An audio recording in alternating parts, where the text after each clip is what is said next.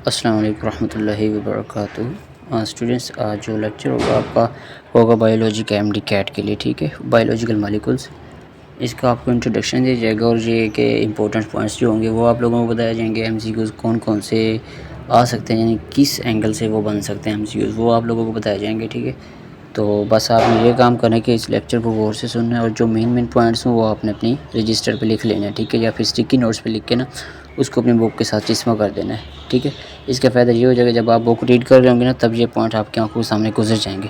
ठीक है, किसी भी पॉइंट को इजी नहीं लेना, सारे पॉइंट एमसीक्यूज़ वाइज बहुत इंपॉर्टेंट होते हैं। ठीक है, चलिए हम लेक्चर की तरफ चलते हैं। पहले हमारे पास डेफिनेशन है, क्योंकि हमारा टॉपिक चल रहा है इंट्रोडक्शन टू बायोलॉजिकल मॉलिक्यूल्स।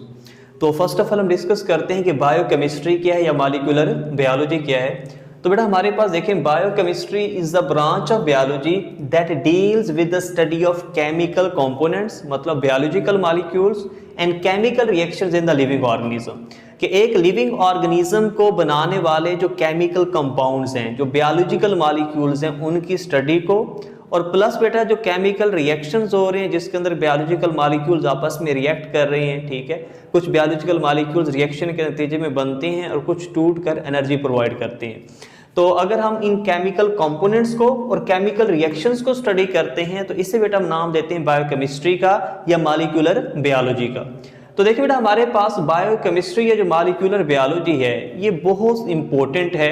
किस हवाले से? देखिए, अगर आपने एनाटॉमी समझनी है किसी चीज़ की, मतलब अपने इंटरनल ग्रास स्ट्रक्चर को पढ़ना चाहते हैं, तो अगर आप बायोलॉजिकल लेवल ऑफ ऑर्गेनाइजेशन के अंदर आएंगे तो आप देखेंगे कि हर स्ट्रक्चर की एक केमिकल ऑर्गेनाइजेशन है। ठीक है, कि हमारे पास अगर एक सेल है, आप सेल के स्ट्रक्चर को पढ़ने लगे हैं, ठीक है, तो सेल के स्ट्रक्चर के अंदर भी बेसिकली माइक्रो और मैक्रो मॉलिक्यूल्स मौजूद होते हैं जो उसे बना रहे होते हैं। इसी तरह आपने फिजियोलॉजी को पढ़ना है। फिजियोलॉजी का मतलब आपने किसी नॉर्मल प्रोसेस को, जैसे कि अगर मैं कहूँ रेस्पिरेशन को आपने स्टडी करना है कि रेस्पिरेशन में ग्लूकोज की ब्रेकडाउन की जाती है एरोबिक रेस्पिरेशन में ऑक्सीजन की मौजूदगी में, तो आपको कार्बन डाइऑक्साइड वाटर मिलता है। तो अगर इस प्रोसेस को आप पढ़ना चाहते हैं तो तब भी आपको बायोकेमिस्ट्री में घुसना पड़ेगा, बायोकेमिस्ट्री पढ़नी पड़ेगी। इसी तरह फार्माकोलॉजी है कि ड्रग्स का आपकी बॉडी के साथ क्या इंटरेक्शन है, आपकी बॉडी किस तरह रिस्पॉन्स करती है, किस तरह ड्रग्स जाकर उनकी इंटर कन्वर्जन होती है, ठीक है, कैसे वो टॉक्सिक से डिटॉक्सिफाइड होती हैं। ये सारी चीज़ें समझने के लिए बायोकेमिस्ट्री का ग्राउंड जो नॉलेज है उनका होना ज़रूरी है बेटा। इसी तरह बेटा आप बायो इन्फॉर्मेटिक्स को पढ़ना चाहते हैं, बायोटेक्नोलॉजी को पढ़ना चाहते हैं, तो बायोकेमिस्ट्री आपकी हेल्प करेगी। ठीक है बेटा, जैसे कि हमारे पास बहुत सारे नॉर्मल फिजियोलॉजिकल प्रोसेस हैं, मसल डाइजेशन हो गई, एरोबिक रेस्पिरेशन हो गई, फोटोसिंथेसिस हो गई, मसल कॉन्ट्रैक्शन, ठीक है, ये सारे वो प्रोसेस हैं जिनको अगर समझना है तो बायोलॉजिकल मॉलिक्यूल्स का और उनके रिएक्शंस का पता होना बेटा जरूरी है। ये इसकी थोड़ी सी इंपॉर्टेंस है। नेक्स्ट देखें बेटा, हमारे पास हम बात कर रहे थे बार बार बायोमॉलिक्यूल्स की, तो देखें बायोमॉलिक्यूल्स कैसे बनते हैं ये बात हमें समझना पड़ेगी। तो देखिए बेटा हमारे पास नेचुरली जो एलिमेंट्स आपके पास मौजूद हैं वो टोटल 92 हैं। अब देखें, अक्सर पंजाब बुक के अंदर एक बात वो डायरेक्ट कह देते हैं कि हमारे पास those elements which are going to form human makeup, ठीक है, जो हमारे पास ह्यूमन को बना रहे हैं, ह्यूमन बॉडी को बना रहे हैं, वो हमारे पास 16 है। ठीक है, तो लेकिन बेटा फेडरल के अंदर ये बात वाज़ेह तौर पर क्लियर कर दी गई है कि 92 नेचुरली अकरिंग एलिमेंट्स में से जो एलिमेंट्स लिविंग ऑर्गेनिजम्स को बनाते हैं, जिन्हें हम बायोजेनिक एलिमेंट्स या बायो एलिमेंट्स का नाम दे रहे हैं, उनकी तादाद जो बेटा है वो हमारे पास कितनी है? 25 है। तो 92 में से 25 बेटा इंसान नहीं बल्कि तमाम जो लिविंग ऑर्गेनिज्म है उनकी बॉडी के अंदर पाए जाते हैं। कितने बेटा? 25। अब देखिए उन 25 में से 16 ऐसे एलिमेंट्स हैं that are going to form human, जो ह्यूमन के अंदर, ह्यूमन बॉडी के अंदर मौजूद हैं। ठीक है, तो जो ह्यूमन बायो एलिमेंट्स हैं उनकी तादाद 16 है। अगर वो आपसे पूछते हैं कि लिविंग ऑर्गेनिज्म के अंदर कितने एलिमेंट्स हैं, तो out of 92 25 are those elements which are present in the body of living organism. अब देखिए जो 16 बायो एलिमेंट्स हैं, ह्यूमन बायो एलिमेंट्स, इन्हें हम दो मजीद कैटेगरीज के अंदर कैटेगराइज करते हैं। एक बेटा हमारे पास है मेजर बायो एलिमेंट्स, दूसरे आपके पास है जी माइनर बायो एलिमेंट्स। तो देखिए टोटल 16 हैं, इनमें से जो 6 हैं वो मेजर हैं और 10 आपके पास क्या बेटा? माइनर। जो ज़्यादा होता है उससे मेजर कहते हैं, जिनकी प्रोपोर्शन ज़्यादा है, अमाउंट ज़्यादा है, परसेंटेज ज़्यादा है, और जो कम मिकदार में मौजूद उन्हें माइनर कहते हैं। देखें अब जो मेजर 6 बायो एलिमेंट्स हैं इंसान में, वो इंसान की बॉडी का लिविंग जो मास है वो 99% बना रहे हैं। ये भी इंपॉर्टेंट एमसीक्यूज है बेटा, बार बार एमसीक्यूज फॉर्म में ये पूछा जाता है कि out of 16 bio elements there are 16 major bio elements which are going to form 99% of the total human body. ठीक है, अब देखिए हमारे पास जो माइनर 10 बायो एलिमेंट्स हैं उसमें से जो हमारे पास 10 है वो टोटल बॉडी का 1% बना रहे हैं, तो 6 बना रहे हैं 99, और जो 10 माइनर एलिमेंट्स हैं they are going to form 1% of the total human body.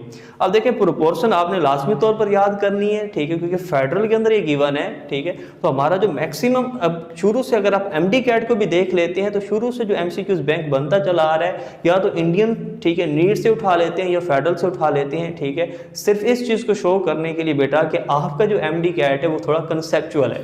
तो देखिए बेटा हमारे पास ऑक्सीजन 65% मौजूद है मेजर में, कार्बन 18% है, hydrogen 10%, nitrogen 3%, calcium 2% and phosphorus 1%। ठीक है बेटा, ये आपने याद कर लेनी है।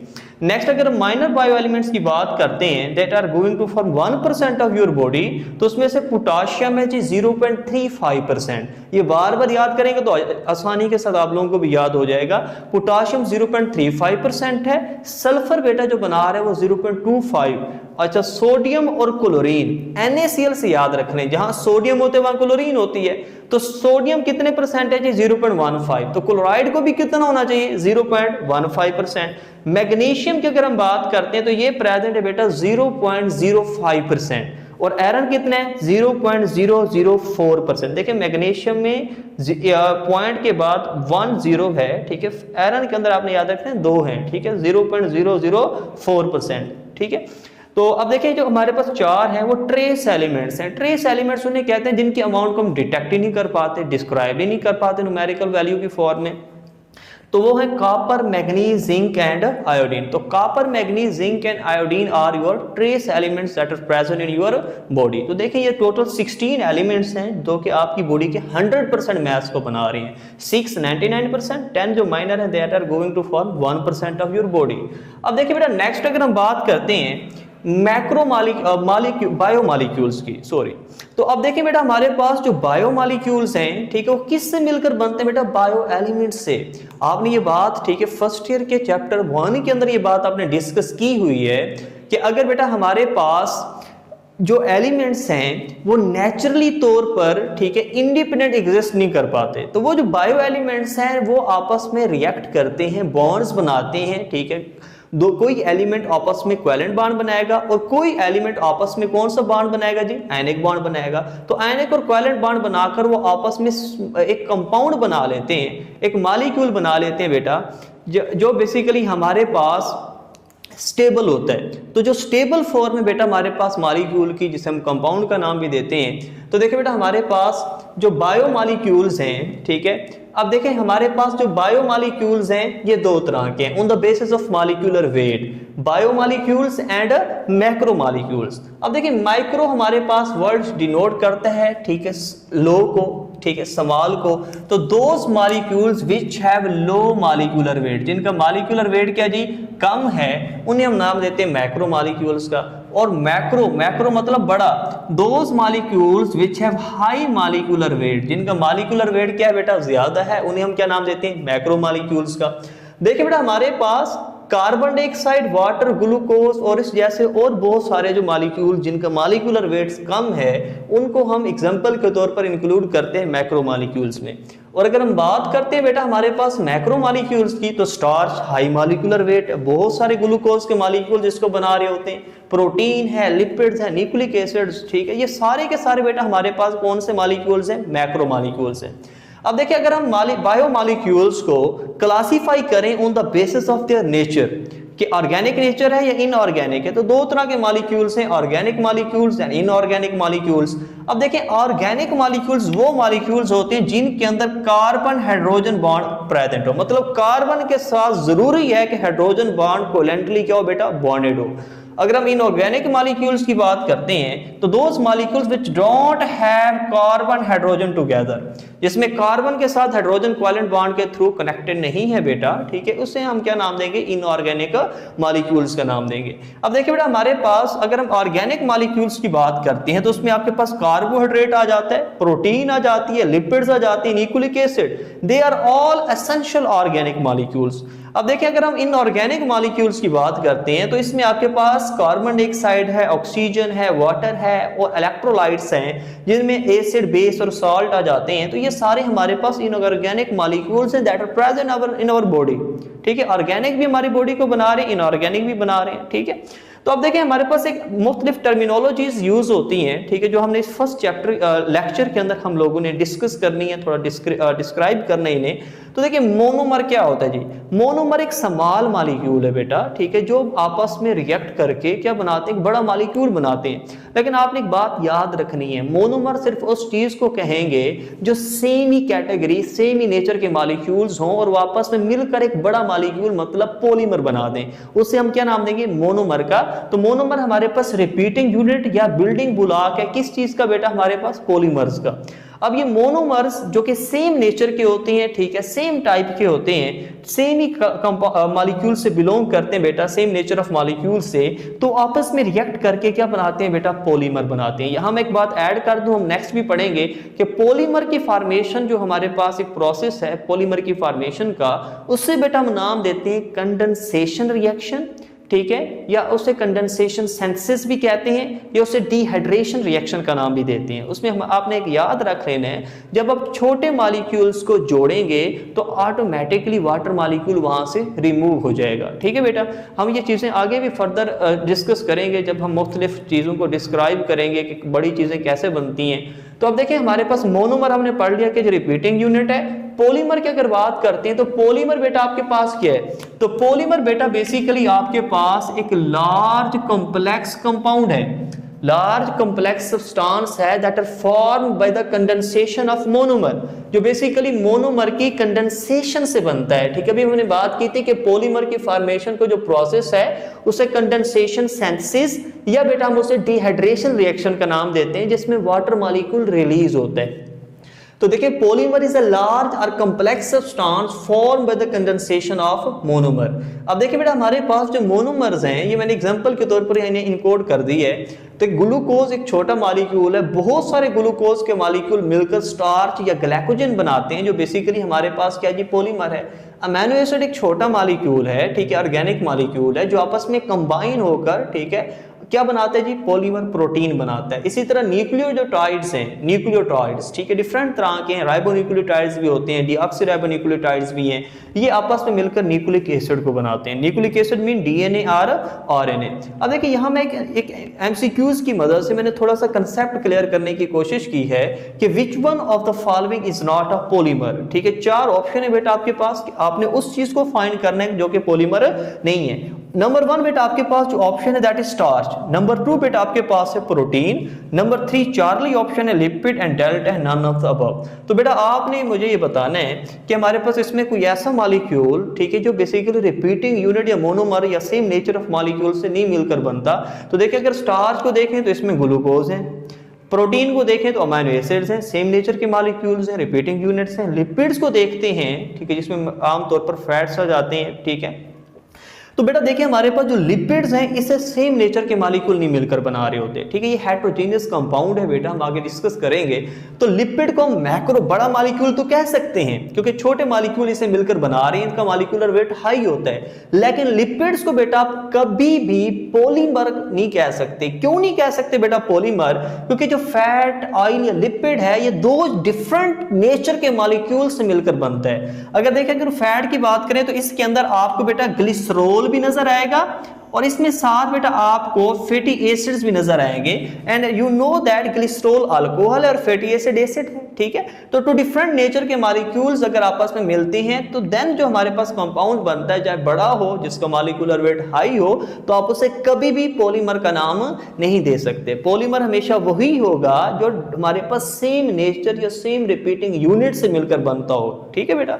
अब देखिए मैंने यहाँ एक नोट की फॉर्म में, ठीक है, इस एमसीक्यूज को क्लियर कर दिया है कि एवरी मैक्रो मॉलिक्यूल, हर बड़ा molecule is not a polymer, ठीक है। जरूरी नहीं कि हर जो मैक्रो मॉलिक्यूल है वो पॉलीमर हो, लेकिन फिर मैंने लिखा है कि but every polymer is a macro molecule, लेकिन हाँ हर पॉलीमर एक मैक्रो मॉलिक्यूल जरूर होगा, ठीक है बेटा।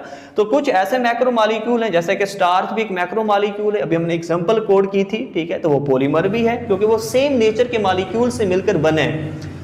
इसी तरह बेटा हमारे पास देखें, हमारे पास जो लिपिड है वो भी तो मैक्रो मॉलिक्यूल है, सेम नेचर के मॉलिक्यूल से नहीं मिलकर बना, तो उससे हम बेटा उस मैक्रो मॉलिक्यूल को पॉलीमर का नाम नहीं दे रहे। तो हर जो पॉलीमर है वो मैक्रो मॉलिक्यूल है, लेकिन हर मैक्रो मॉलिक्यूल को हम पॉलीमर का नाम नहीं दे सकते। अच्छा, नेक्स्ट हमारे पास एक टर्म है डिहाइड्रेशन या कंडेंसेशन सिंथेसिस। ये बात मैंने पहले भी डिस्कस की है बेटा। देखें डिहाइड्रेशन का मतलब क्या होता है? डिहाइड्रेशन का मतलब होता है बेटा रिमूवल ऑफ वाटर। अब देखें कंडेंसेशन सिंथेसिस का मतलब क्या है? देखें कंडेंसेशन सिंथेसिस का मतलब है दो चीजें आपस में मिलें और उनके दरमियान कोवैलेंट बॉन्ड बन जाए। तो देखिए माने ये दो हमारे पास मोनोमर्स हैं, ठीक है, ये आपस में जब रिएक्ट करेंगे, जब इनका रिएक्शन होगा बेटा, ये जब आपस में रिएक्ट करेंगे तो होगा क्या? एक मॉलिक्यूल डोनेट करेगा हाइड्रोक्सिल ग्रुप और दूसरा जो हमारे पास मॉलिक्यूल है वो डोनेट करेगा हाइड्रोजन। तो अगर बेटा हमारे पास एक मॉलिक्यूल से OH रिमूव होता है, दूसरे से H, तो हमारे पास वाटर मॉलिक्यूल यहां से क्या हो जाएगा? वाटर मॉलिक्यूल हो जाएगा बेटा हमारे पास यहां से रिमूव। और जो दो चीजें जिन्होंने डोनेट किया उन दोनों के दरमियान बन जाएगा कोवैलेंट बॉन्ड। तो अगर दो चीजें रिएक्ट करती हैं और वाटर मॉलिक्यूल रिलीज हो जाता है और एक बड़ी चीज बन जाती है, ठीक है, दो चीजें छोटी मिलेंगी तो ऑटोमेटिकली बड़ी चीज बन जाएगी, तो उसे अब क्या नाम देंगे? डिहाइड्रेशन और कंडेंसेशन सिंथेसिस का। देखिए नेक्स्ट आपके पास है बेटा हाइड्रोलाइसिस। अब हाइड्रो का मतलब होता है वाटर और लाइसिस का मतलब क्या बेटा? लाइसिस का मतलब होता है ब्रेक डाउन। तो देखिए बेटा हमारे पास एक बड़ा मॉलिक्यूल है, मैंने उसको वाटर की मौजूदगी में तोड़ना है। जब मैं वाटर मॉलिक्यूल ऐड करूंगा इसमें तो वाटर स्प्लिट होगा, हाइड्रोक्सिल आयन अलग हो जाएगा, हाइड्रोजन अलग हो जाएगा, तो OH एक मॉलिक्यूल के पास आ जाएगा और H दूसरे के पास और कोवैलेंट बॉन्ड टूट जाएगा। तो ब्रेक डाउन ऑफ मॉलिक्यूल, ठीक है, in the presence of water, this process is known as a hydrolysis. तो देखिए अगर आपने पॉलीमर बनाना हो तो आप डिहाइड्रेशन या कंडेंसेशन सिंथेसिस को यूज करते हैं, और अगर आपने पॉलीमर को तोड़ना हो, मोनोमर बनाने उनके, तो फिर आप क्या यूज करते हैं बेटा? हाइड्रोलाइसिस यूज करते हैं। देखिए स्टूडेंट्स नेक्स्ट हमारे पास है comparison between prokaryotic cell and eukaryotic cell. हमने उसके टोटल परसेंटेज जो सेल की है, ठीक है, हम देखेंगे कि कौन सा कंपोनेंट जो है, जो कौन सा बायोलॉजिकल मॉलिक्यूल कितने परसेंट उस सेल को बना रहा है, ठीक है बेटा। तो देखिए बेटा हमारे पास कंपैरिजन है बैक्टीरियल सेल एंड मैमालियन सेल के दरमियान। तो बैक्टीरियल सेल मतलब प्रोकैरियोटिक और मैमालियन सेल बेटा हमारे पास क्या है? यूकैरियोटिक है। अगर हम बात करते हैं बेटा वाटर की, तो वाटर हमारे पास इनऑर्गेनिक कंपाउंड है। बैक्टीरिया और मैमालियन सेल मतलब प्रोकैरियोटिक और यूकैरियोटिक दोनों के अंदर बेटा इसकी परसेंटेज सेम है। 70% बैक्टीरिया के अंदर प्रेजेंट है और 70% ही मैमालियन सेल के अंदर ये प्रेजेंट होता है। नेक्स्ट अगर हम बात करते हैं बेटा प्रोटीन की, तो प्रोटीन हमारे पास ऑर्गेनिक कंपाउंड है, तो 15% प्रोटीन प्रेजेंट होती है बैक्टीरियल सेल में और 18% ये सेल को बनाती है किसके अंदर बेटा? मैमालियन सेल, यूकैरियोटिक सेल में। नेक्स्ट हमारे पास है कार्बोहाइड्रेट्स। देखिए 3% कार्बोहाइड्रेट्स बैक्टीरियल सेल में प्रेजेंट होते हैं और 4% कहाँ मौजूद होते हैं बेटा? मैमालियन सेल में। लिपिड्स की बात करें तो 2% बैक्टीरियल सेल में है और 3% बेटा हमारे पास कहाँ है? मैमालियन सेल के अंदर। अब इसी तरह डीएनए और आरएनए, देखें डीएनए और आरएनए को कोलेक्टिवली हम नाम देते हैं न्यूक्लिक एसिड का, ठीक है। तो डीएनए की जो परसेंटेज बैक्टीरियल सेल में है दैट इज 1%, ठीक है, 1% बेटा ये बैक्टीरियल सेल के अंदर प्रेजेंट होता है और 0.25% बेटा ये प्रेजेंट होता है किसके अंदर? मैमालियन सेल के अंदर। देखें आपने कंफ्यूज नहीं होना, प्रोकैरियोटिक सेल में डीएनए की परसेंटेज ज्यादा है, यूकैरियोटिक सेल में कम है 0.25%, ठीक है। तो स्टूडेंट्स कंफ्यूज हो जाते हैं, वो समझते हैं कि यूकैरियोटिक सेल में डीएनए की अमाउंट ज्यादा होनी चाहिए। अगर हम बात करते हैं आरएनए की, तो आरएनए 6% प्रोकैरियोटिक सेल बैक्टीरिया के अंदर मौजूद है और 1.1% मौजूद है बेटा किसमें? यूकैरियोटिक सेल मैमालियन के अंदर। अगर अदर ऑर्गेनिक मेटाबोलाइट्स मतलब इंजाइम्स, हार्मोन्स या दूसरे जितने मेटाबोलाइट्स हैं उनकी बात करते हैं बेटा, तो 2%, ठीक है, ये बैक्टीरियल सेल के अंदर है और 2% ही मेमालियन सेल के अंदर, दोनों की परसेंटेज सेम है। अगर हम बात करते हैं अदर इनऑर्गेनिक आयंस की, जैसे कि पोटाशियम है, जैसे कि हमारे पास सोडियम क्लोराइड आयन, ठीक है, मैग्नीशियम है, सल्फेट है, तो ये जो अदर इनऑर्गेनिक आयंस हैं 1% बैक्टीरिया के अंदर होते हैं और 1% ही किस में होते हैं बेटा, मेमालियन सेल में। देखिए जो आपके बायोलॉजी के अंदर, ठीक है, चैप्टर 2 के अंदर ये जो टेबल गिवन है इंतहाई इंपॉर्टेंट है फॉर द एमसीक्यूज, ठीक है, मल्टीपल एमसीक्यूज यहाँ से बन सकते हैं, ठीक है, इनकी परसेंटेज पूछ ली जाती है एग्जाम के अंदर, तो ये आप लोगों ने याद रखना है। देखिए यहाँ से कुछ एमसीक्यूज अराइज होती हैं, ठीक है, वो आपने देखनी है बेटा। देखिए पहला एमसीक्यूज मैंने लिखा है मोस्ट अबंडेंट कंपाउंड कौन सा है। देखिए अगर वो मोस्ट अबंडेंट कंपाउंड की बात करते हैं बेटा, तो फिर आपने कहना है बेटा मोस्ट अबंडेंट कंपाउंड तो वाटर है दोनों के अंदर। अगर वो पूछे कि मोस्ट अबंडेंट ऑर्गेनिक कंपाउंड कौन सा है, तो फिर बेटा आपने बताना है मोस्ट अबंडेंट ऑर्गेनिक कंपाउंड हमारे पास क्या बेटा, प्रोटीन है। क्लियर होगी बेटा ये बात। अब इसी तरह मोस्ट अबंडेंट इनऑर्गेनिक कंपाउंड की बात करें, वो स्पेसिफाई कर देते हैं ऑर्गेनिक या इनऑर्गेनिक, तो आपने बेटा याद रखने कि मोस्ट अबंडेंट जो इनऑर्गेनिक कंपाउंड है वो कौन सा बेटा, वाटर है। वाटर इनऑर्गेनिक है, protein most abundant organic compound है। नेक्स्ट हमारे पास है total percentage of nucleic acid, वो बैक्टीरियल सेल में भी पूछ सकता है बेटा, यूकैरियोटिक सेल के अंदर भी पूछ सकता है। तो न्यूक्लिक एसिड की जब परसेंटेज पूछे तो आपने डीएनए और आरएनए को ऐड करके बताना है। जैसा कि अगर वो पूछता है कि बैक्टीरियल सेल के अंदर बेटा हमारे पास कितने न्यूक्लिक एसिड की परसेंटेज बनेगी, तो आपने 1 + 6 7% कहना है। अब इसी तरह अगर वो यूकैरियोटिक सेल में न्यूक्लिक एसिड की परसेंटेज पूछता है तो आपने 0.25 + 1.1 को ऐड करके बताना है। देखिए नेक्स्ट हमारे पास है ratio of DNA in bacteria and eukaryotic cell. वो पूछना चाह रहा है कि बैक्टीरिया टू यूकैरियोटिक डीएनए की रेशियो क्या होगी। तो देखिए डीएनए बैक्टीरियल के अंदर कितने 1, ठीक है, और बेटा हमारे पास मेमालियन सेल में 0.25। तो आपने कैसे बताना है, आपने बेटा इसकी रेशियो बतानी है, तो आप लिखेंगे 1 / 0.25। तो इसका जो आंसर आएगा बेटा वो हमारा क्या होगा, ratio of DNA in bacteria and eukaryotic cell. Next अगर वो पूछता है टोटल परसेंटेज ऑफ ऑर्गेनिक और इनऑर्गेनिक कंपाउंड, तो अगर वो ऑर्गेनिक की टोटल परसेंटेज किसी एक सेल में पूछते हैं, बैक्टीरिया में या मेमालियन में, तो जितने भी ऑर्गेनिक कंपाउंड्स हैं आपने उनको ऐड करके बताना है।